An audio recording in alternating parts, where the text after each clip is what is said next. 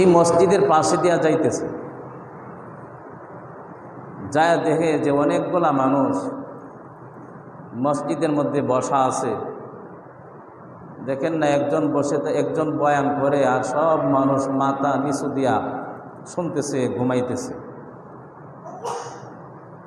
এই ভদ্রলোক মসজিদের ভিতরে ঢুকলো। ভদ্রলোক মুসলমান না, মসজিদের ভিতরে ঢুকছে কারণ বাহির থেকে ওনার একটা কৌতূহল লাগলো, কি ব্যাপার, মানুষগুলা এখানে বসে রইল, একজন কথা বলতেছে আর সব মানুষ ঘুমাইতেছে, কারণটা কি? ভিতরে ঢুকলো, ঢুইকা জিম্মাদারের সাথে কথা বলল যে আপনারা কি কোনো ওষুধ ব্যবহার করছেন? এই মানুষগুলা ঘুমাইতেছে যে। হয় না, আমরা ওষুধ ব্যবহার করি না, এটা আল্লাহর ঘর, শান্তির ঘর। তো মুসলমানদেরকে আল্লাহ তাআলা শান্তি দিয়েছে, এরা ঘুমের বান ধরলে চোখের মধ্যে ঘুমাই সাজায়, এরা সব ঘুমাইতেছে আর আমি কথা বলতেছি। তো এক পর্যায়ে যায়া এই ইহুদি অথবা খ্রিস্টান মানুষটা এই তাদের কথা শুই না এখানে একটু অল্প সময়ে বসলো, বসার সাথে সাথেই তার চোখের মধ্যে ঘুম আইসা গেল। এমন মজার ঘুম আসছে, লম্বা ঘটনা, কিন্তু শেষ পর্যন্ত দেখা গেল এই মানুষটা সপরিবারে কালিমা পড়ে মুসলমান হয়ে গেছে। সুবহানাল্লাহ। মুসলমানের গুণ দেখিয়াও হিন্দু, কাফের, খ্রিস্টানরা মুসলমান হয়ে যায়। মাসালাটা যে বলতেছিলাম যে আমরা মসজিদের মধ্যে আসলে অনেক সময় ঘুম আসে, এজন্য উজু নষ্ট হয়ে যাওয়ার কারণ হইল 7টা। উজু নষ্ট হয়ে যাওয়ার কারণ কয়টা? 7টা।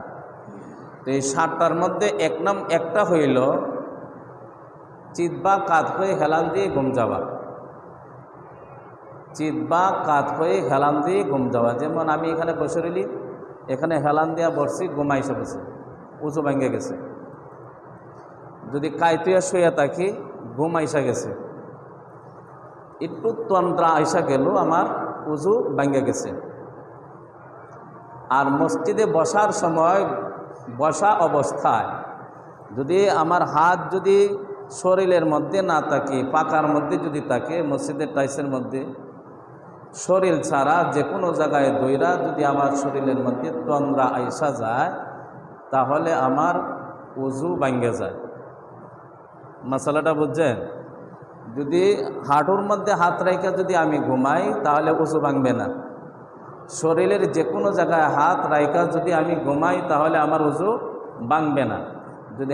যদি আমি শরীর ছাড়া কোনো জায়গায় রাইখা, যদি জমিনের মধ্যে রাইখা যদি আমার তন্দ্রা আইসা যায়, তাহলে আমার ঘুম ভাঙে যাইব, উজু ভাঙে যাইব।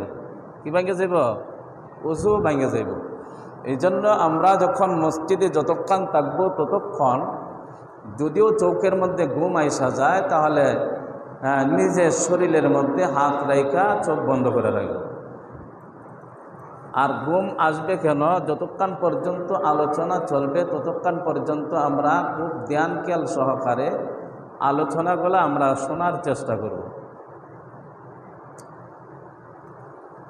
মাসআলাটা হইল যে আমাদের হাত যদি জমিনের মধ্যে থাকে আর যদি তন্দ্রা আইসা যায়, তাহলে আমার উজু ভেঙে যায়।